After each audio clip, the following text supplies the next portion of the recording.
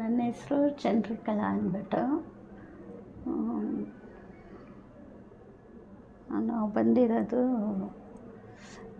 Prasanna rice ಚೋಳ್ರಪಾಳ್ಯ, ಅಲ್ಲಿಂದ ಬಂದಿದ್ದು.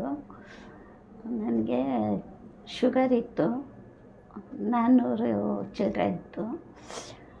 ಇವಾಗ ನಾಷ್ಟದ ಮುಂಚೆ 120 ನಾಷ್ಟ ಆದಮೇಲೆ 170 ಐತೆ. ಮೊದಲು ನಾಷ್ಟದ ಮುಂಚೆ 300 ಇತ್ತು, ನಾಷ್ಟ ಆದಮೇಲೆ 400 ಚಿಲ್ಲರೆ ಇತ್ತು. ಈ ಕೈಯೆಲ್ಲ ತುಂಬ ನೋವಿತ್ತು, ಆಮೇಲೆ ಟೈರಾಯ್ಡ್ ಇತ್ತು. ಇವಾಗ ಶುಗರ್ ಕಮ್ಮಿ ಆಗಿದೆ.